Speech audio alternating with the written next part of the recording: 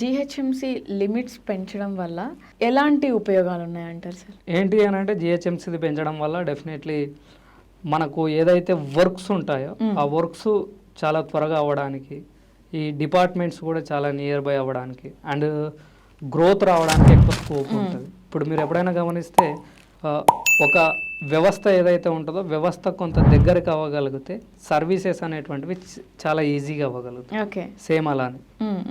So ఇప్పుడు gold తీసుకోమంటారా, I mean real ఎస్టేట్లోనే ఇన్వెస్ట్ చేయమంటారా? సో డెఫినెట్లీ నన్ను అడిగితే నేను రియల్ ఎస్టేట్లోనే చేయమంటాను. ఎందుకు? కానీ ఒకేసారి రియల్ ఎస్టేట్లో చేయాలంటే అంత ఇన్కమ్ మా దగ్గర లేదనే క్వశ్చన్ వస్తుంది. కాబట్టి ఇప్పుడు మీ దగ్గర ఉంటే గోల్డ్ ఇన్వెస్ట్మెంట్ చేసి కొంతవరకు వచ్చిన తర్వాత ఆ గోల్డ్ని అమ్మడమా లేకపోతే తాకట్టు పెట్టడమో తీసుకొని వచ్చి మళ్ళీ మిగతా ఆ ఇన్కమ్ని 10 లక్షల రూపాయలకు ప్లాట్ వస్తుంది అని అంటే ఇప్పుడు సడన్గా మీ దగ్గర ఒక 5 లక్షలు ఉన్నాయి, కానీ నెక్స్ట్ 5 lakhs కావాలి. కానీ ఫస్ట్ ప్రియారిటీ అక్కడ లోన్ పాసిబుల్ ఉంటే 5 లక్షలు పే చేసేసి లోన్కి వెళ్ళమని చెప్తాం. లేదంటే గోల్డ్లో ఇన్వెస్ట్మెంట్ చేసి ఒక టైం వచ్చిన తర్వాత సెల్ చేసి ల్యాండ్ మీద ఇన్వెస్ట్మెంట్ చేయగలుగుతాం. ఓకే, సో ఇప్పుడు gated community or non gated community దేంట్లో ఇన్వెస్ట్ చేస్తే మంచిది? సో గేటెడ్ కమ్యూనిటీ ఓకే, ఇండివిజువల్గా ఉన్న దాంట్లో దానికి సెక్యూరిటీ ఉండదు, కాంపౌండ్ వాల్ ఉండదు, అది చెట్లు మలవచ్చు, లేకపోతే మనం కొన్ని రోజులు కొన్న తర్వాత కొన్ని రోజులు ఉండొచ్చు ఉండకపోవచ్చు, మనమే గుర్తుపట్టడానికి కన్ఫ్యూజన్ అవ్వచ్చు. అదే గేటెడ్ కమ్యూనిటీలో ఉంటే యాజ్ పర్ అప్రూవల్స్ ప్రకారంగా ఉంటుంది. సో ఒక కాంపౌండ్ వాల్ ఉంటుంది, సెక్యూరిటీ ఉంటుంది, డెవలప్మెంట్స్ ఉంటాయి, క్లీనింగ్ ఉంటుంది, మెయింటెనెన్స్ ఉంటుంది.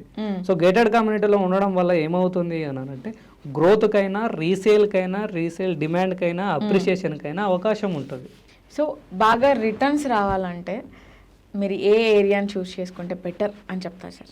సో ఏ ఏరియా అని అంటే ఒక్కొక్క ఏరియాకి ఒక్కొక్క రకమైనటువంటి స్పెషలైజేషన్స్ ఉన్నాయి. సో ఇక్కడ స్పెషలైజేషన్ చెప్పడము అనేటువంటిది అడ్వైజర్ పని. నా ప్రాజెక్ట్ ఈ హైవేలోనే ఉంటే నేను అది ఎలా అమ్మాలనేది హైలైట్ చేయగలను. So depends on budget. So Bengaluru highway అద్భుతంగా డెవలప్మెంట్ అవుతుంది.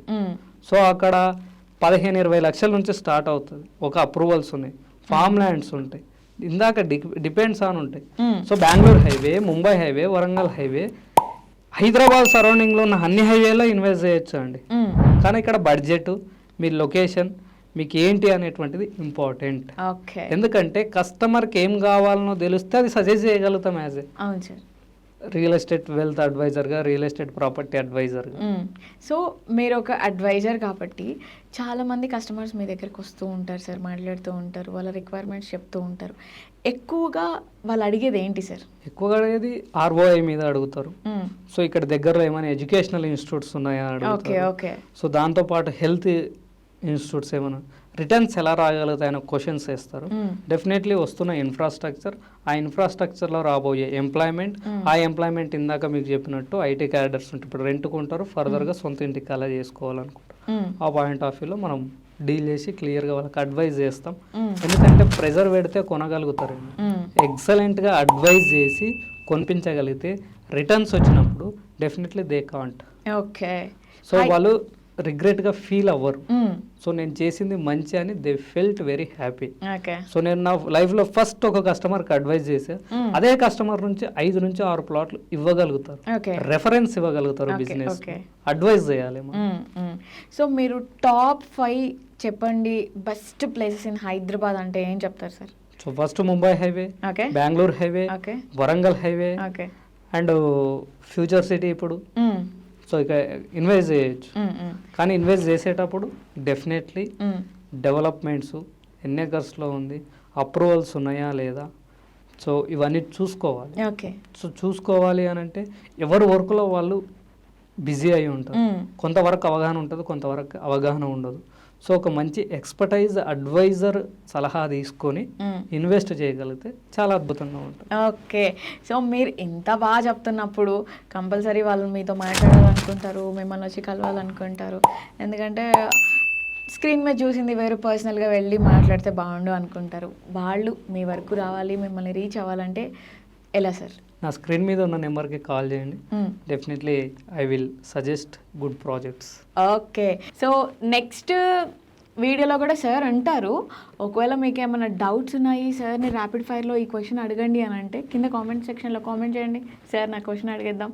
చాలా బాగా ఆన్సర్ చేస్తున్నారు కదా సార్. సో ఇప్పుడు హైదరాబాద్లో చాలామంది ఇన్వెస్ట్ చేయడానికి రెడీగా ఉంటారు, బట్ వై నాట్ అమరావతి అని నేనంట. సో ఈ రెండిట్లో హైదరాబాద్ వర్సెస్ అమరావతి అంటే మీరు దేన్ని చూస్ చేసుకుంటారు, ఎందుకు? నేను హైదరాబాదే చెప్తాను, ఎందుకంటే it's a world destination for investments. So gated communities or villas? Gated community, okay. Villas అయినా గేటెడ్ కమ్యూనిటీ, ఓపెన్ ప్లాట్స్ అయినా gated community, whatever it may be. If you want growth, definitely you can invest in gated community. Okay. So gold, silver or lands కానివ్వచ్చు, flats కానివ్వచ్చు, villas కానివ్వచ్చు, ఈ రెండిట్లో ఏది choose do చేసుకుంటారు? You want investment, invest in open plots. Okay. Do you want stay, invest on residential open plots. Okay. You have some amount, you can't invest to eligible to that, you can invest on gold or silver. Okay. Whatever it may be, depends on your investments. Commercial land are agriculture land, ఈ రెండిట్లో ఏది best అంటారు, ఎందుకు? Agriculture land మీద investment చేస్తే land ఎక్కువ వస్తుంది.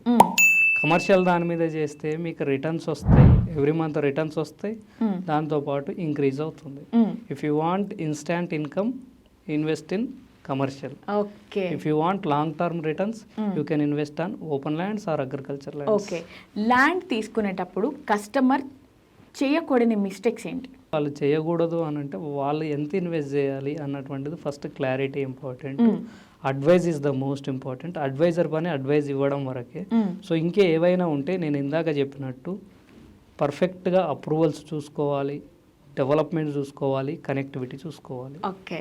So డెసిషన్ని కంఫర్ట్గా తీసుకునేలాగా ఆలోచించి ముందుకెళ్ళాలి. Okay. So top 5 best places.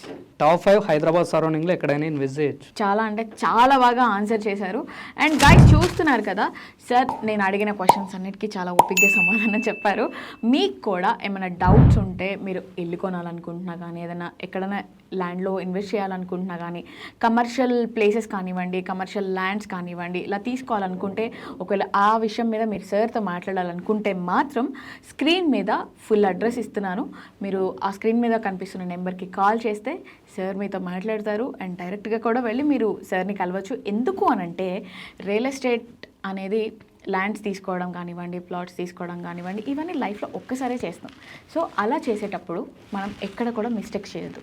Mistakes చేయకుండా ఉండాలి అని అంటే మనకు ఒక బెస్ట్ అడ్వైజర్ కావాలి. సో అడ్వైజర్ కావాలి అని అంటే ఎక్స్పర్ట్స్తో మాట్లాడాలి కదా. సో స్క్రీన్ మీద కనిపిస్తున్న నెంబర్కి కాల్ చేయండి, మీ డౌట్స్ అన్నీ క్లారిఫై చేస్తారు.